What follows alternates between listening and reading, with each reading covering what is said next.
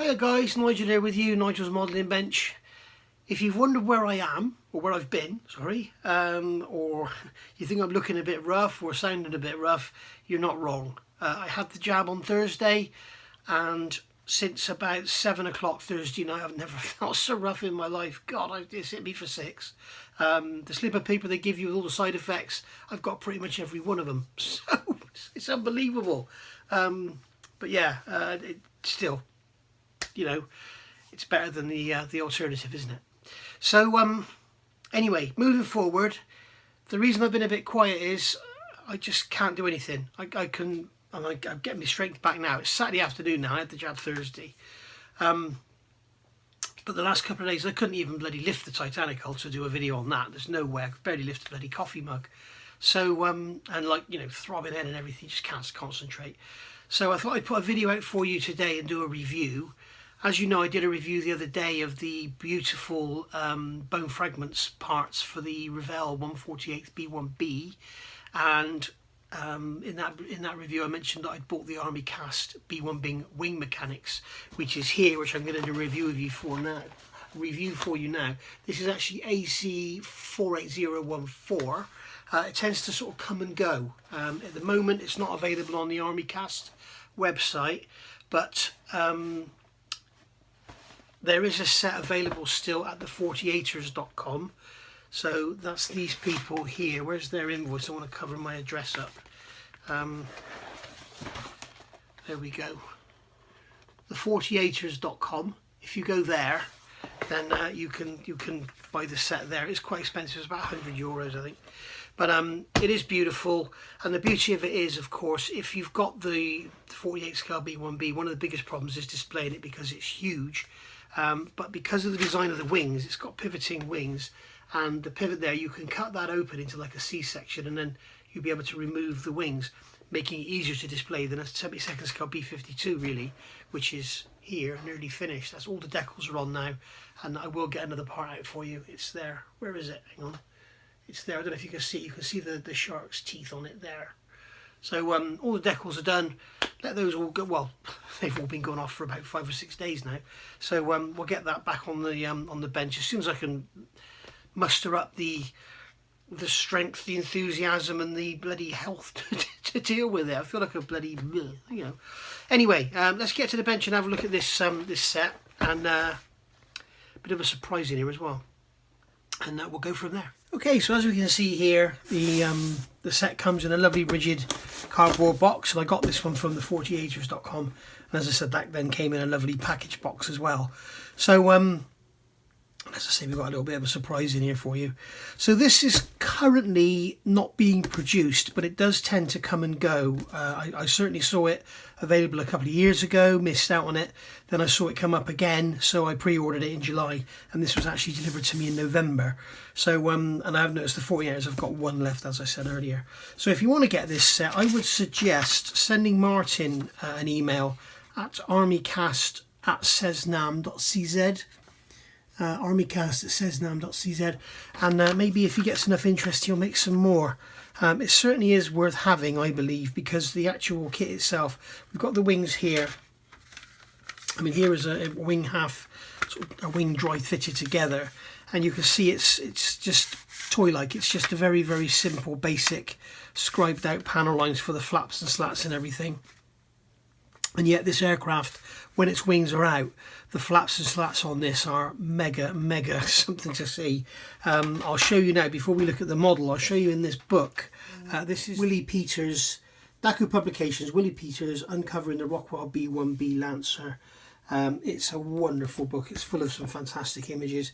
There's the ISBN number should you want to order it.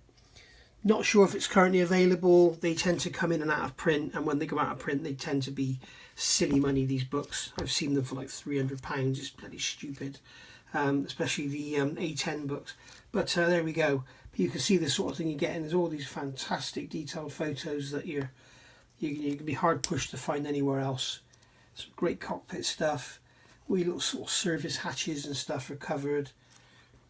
You know, engines, exhausts. Really nice. Really nice indeed. And we can see here where I've marked the page, you can can see here we've got the slats. Now when you look at the wing here in the folded position, it's just like as it's represented in the kit, so everything closed up, everything sealed up. But when you've got the wings out, takeoff or landing, you're going to have this kind of configuration. So you can see here the flaps, here's the main wing section here, and you can see here the flaps are out on their tracks, so they're sort of hanging out in mid-air, if you like, on these tracks. And I'm sure these rods are going to be screw jacks, not hydraulic rams. And then you've got up here, you've got the spoilers sticking up, and it looks like they've got 2 spoilers missing from here, 2 spoilers removed. But you can see them sticking up. They're going to be like your air brakes, so you end up with virtually a great big hole in the wing. Well, not virtually, you do. You end up with a great big hole in the wing, so it's really nice. It's such a focal point of the model, because you're going to have all this detail and these flaps hanging out with holes in the wing.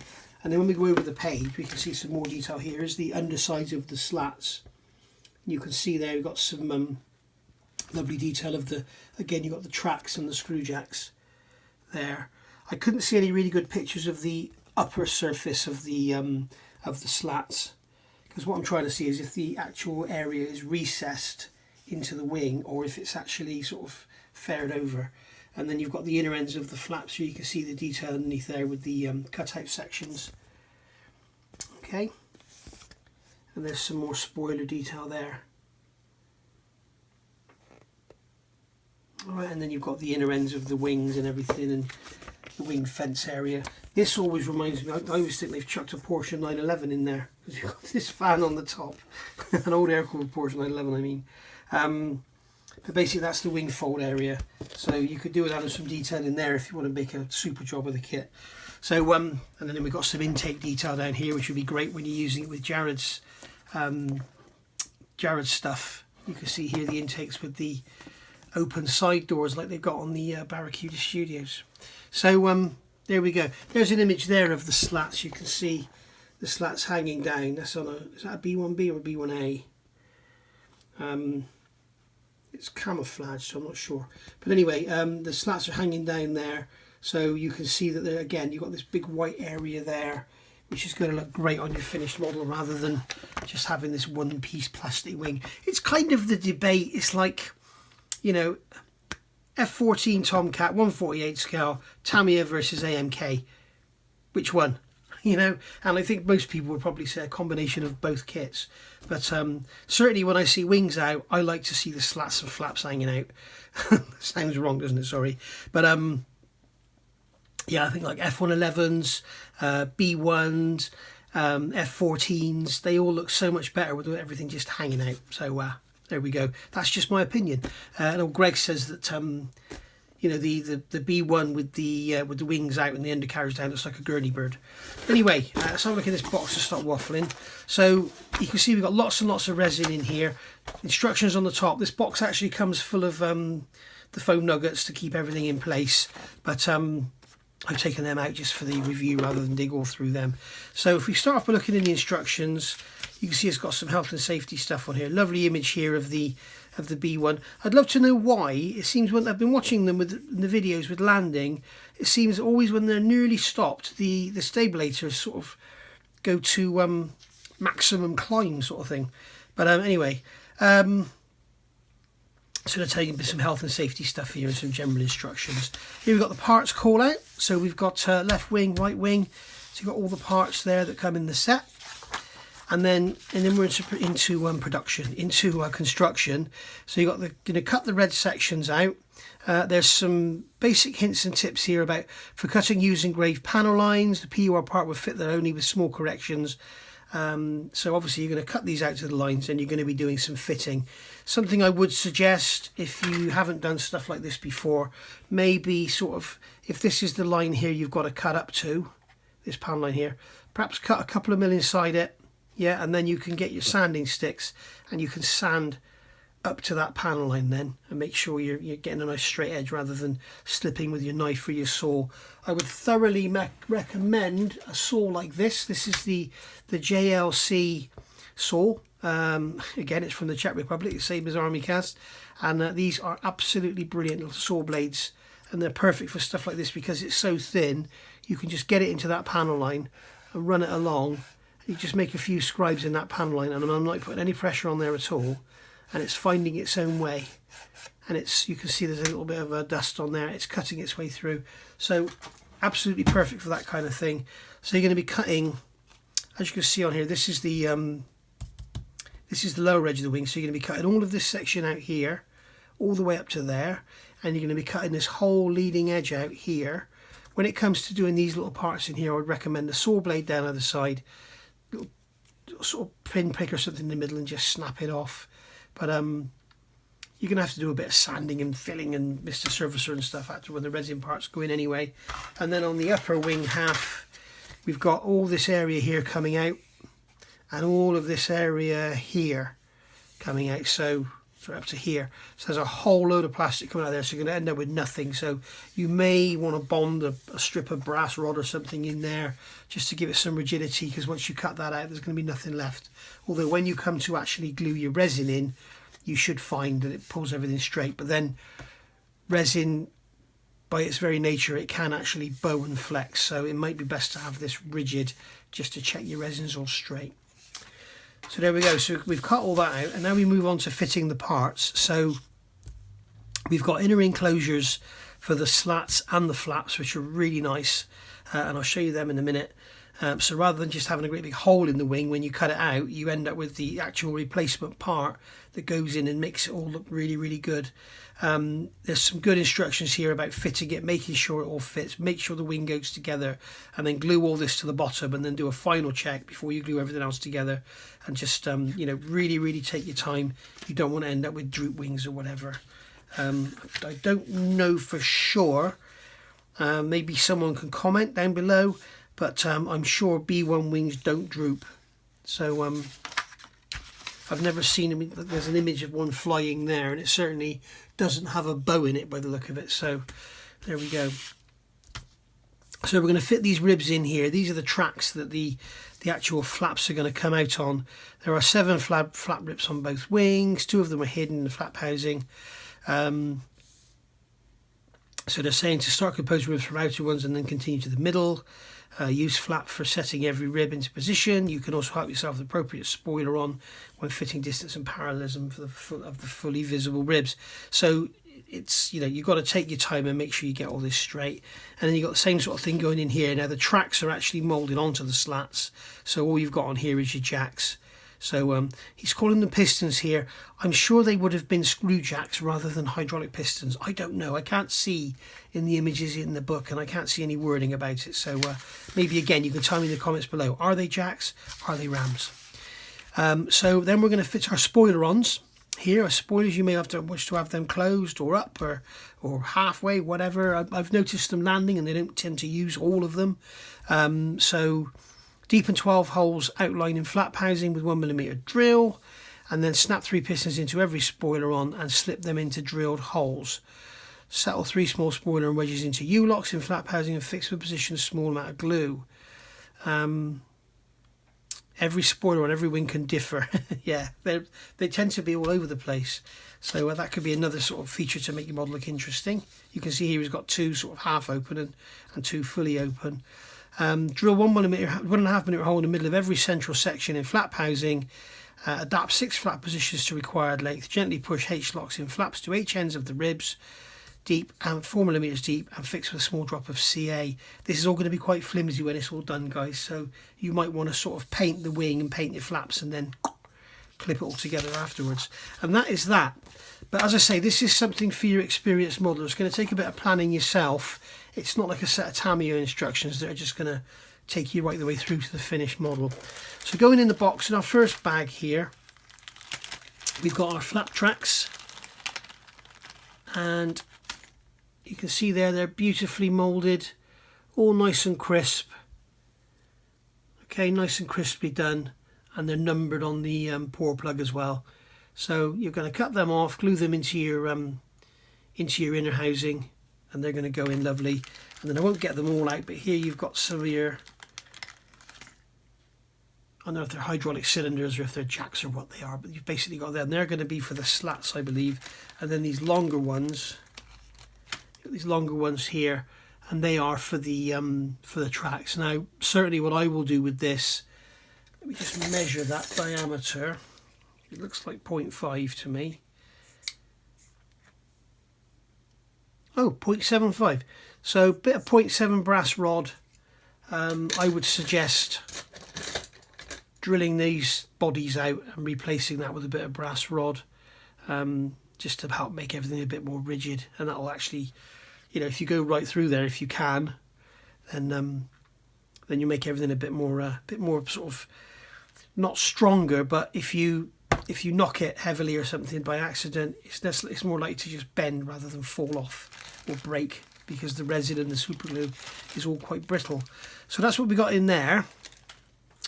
So that's our first bag. A few of those have broken off because of the way it's packaged, but to be fair, you know, packaging stuff like this, whatever you do, it's going to break. You could package it in foam and everything, and if it gets a little squeeze, it's going to break more than it is in there. So the best thing to do is put it in a bag loosely and just hope for the best, really, which is what most resin companies do. I know we all complain about it, but if you're given the task of packaging stuff like that yourself, then it can be quite awkward. So here is our two different types of spoiler. We've got left and right. So you can see we've got the two hinges on one end and one on the other, and we've got all the lovely rivet detail up in there. Let me get me focused so you can see all that. You've got lovely rivet detail on the inside, and on the outside there's nothing. I'm guessing that's going to be like a thermoset plastic skin or something, or completely flush riveted, because there's no surface detail on there at all. So that's going to be your spoilers. You'll have them sat up. So basically they are going to replace these areas here. Okay, so you can see that one. They're different sizes, but you can see, there you go, that one's going to replace the outer two, and then you've got the inner two are going to be slightly larger. So that's those. And there's 8 of those in there because you've got 4 per wing, 4 left, 4 right. Okay, and then here we've got our, these are our slat. These are the actual slats themselves.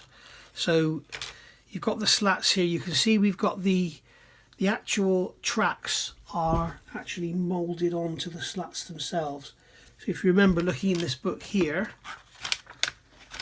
if we look here, we can see we've got there's the actual slat tracks. This is the wing, this is the slat. You can see the tracks coming out, and then you've got the actuators, whatever they are, here. Okay, so there you can see under there you've got there's the actual track, and then your actuator is going to go into this part here. So you can see they're beautifully moulded. Tiny air bubble there, but we're not going to worry about that. It's going to be invisible anyway. So that's going to go up inside the track housing, the slat housing, should I say. So this is our pack of slat housings here. You need to be a little bit careful with some of this, because they can sort of, I've noticed they can sort of hook into each other and snap those tracks off. Again, not a problem with resin. Doesn't matter when things snap. They're so easy to glue back on. The beauty of resin is it snaps, and that's it, you glue it back on. With polystyrene, when it snaps, it deforms first and then it breaks. So the beauty of resin, if I broke this in half now, I could just glue it back together and you'd never know. So this is the actual slat housing. So which one's going to go in here? This one here. So this one here is going to go into here. So you can see that when you look underneath, that's going to go up in there like that. So from the top, you'll have this here sitting in the leading edge of your wing. So basically you're going to cut this part of the wing away, and that's going to sit up in there. Okay, and then you're going to have this hanging out at the end of it. Not that one, this one, sorry. You're going to have this hanging out the end of it, just like so. So that's how that's going. This will be painted white as well against the grey. It's going to look great, and all this under here will be white, and you'll have your actuators as well going into those recesses in there. So there we go. This will be actually up inside the wing. You won't see this because on the lower edge of the wing you've got this area here you're going to cut out. So that's going to actually sit back back in behind, you can see above these cutouts. So that's going to glue up inside the wing. Okay, so that's that. So that's our slat housings and slats dealt with. Whoops, gotta be careful not to mix these up. So I'll just put those to one side for now. Be careful not to break them. I don't mind breaking one or two off, but I don't want to break them all. And then we've got here, we've got the, this is the right side flap. And you can see in here, sorry, I've got the left side. I've got the left side, this is the right side. So there's your flap there, how it's going to sit if the wing is all closed up. And then when it's all open out, it's going to hang out like this, so you'll have this great big gap here with all the with daylight showing through. So that's going to look really impressive. So there you go. That's the beauty of this set. Now, if you remember, I did actually quickly mention I got a little surprise. Who can spot what's wrong with this? Yep, I got two right main flaps. So last night I couldn't sleep. Not because of this, I just couldn't sleep because I'd been asleep practically all day. And I noticed this last night. I was going to do a review of it, and I sent an email to ArmyCast and got a reply back straight away this morning, and basically says after the Easter break he's going to make me another one and send it. So fantastic customer service from Martin. Thank you very much, Martin. So I look forward to receiving the left slat so I can finish this off. You'll also notice here this end has been broken. This is how it should look, and this is how it looks. Again, not at all worried. I think it's probably because of the box it's in, that the size of the box is sort of pretty equal to the size of the flap, so it could easily get caught up in the box when it's being closed or whatever if someone's had a look in there. But basically it's only the end fence. Where is it? Here it is. It's only the end fence, and as I've said, with resin it breaks so clean. You just glue that back on and you'll never know it was broken. So, you know, neither here nor there. I really don't worry about it. But that's actually your flap enclosure. So you've got all this area in here with all this hollow out area, and you've got these hollow out areas here which you can see again in the book. When you look under here, you can see, here we go, this area here with the actual hollow out areas. That's what that's depicting. Okay, well, the other side, if you like, it's depicting that there. So you can see it's all pretty accurate. Okay. And then you're going to have your, as I showed you before, you've got these parts here are going to glue into there, and then your flaps are going to hang out at the end of them like so, like that. So it's all going to look lovely. So there we go, guys. That is pretty much that. As I say, this is currently unavailable. There's one at 48ers.com, but as I say, if you email Martin at ArmyCast, I'm sure he'll make a few. For me, it's a no-brainer. It's just so worth having because, you know, the plastic wing is so very simple, and this is the trouble when you get big models like this. You know, when you don't have things open, you don't have features. It's like when you don't have all the different antenna and pitot tubes and all that the bone fragments kit gives you. The model just looks like a toy. So you need to be adding lots and lots of detail and fine little pitot tubes and, you know, little actuators and cylinders and piping and cables and everything to really make the model pop. What I need to look at myself is the actual inner wing area when the wings are open, what you can see down in there. So anyway, thanks for looking in. Hope you found this useful. If you are into this aircraft, this is something I think you should definitely consider. Personally, for me, as I say, I love the look of them with their wings out and all the flaps and slats out. So there we go. Thanks for watching. I'll see you all soon with another review. Bye for now.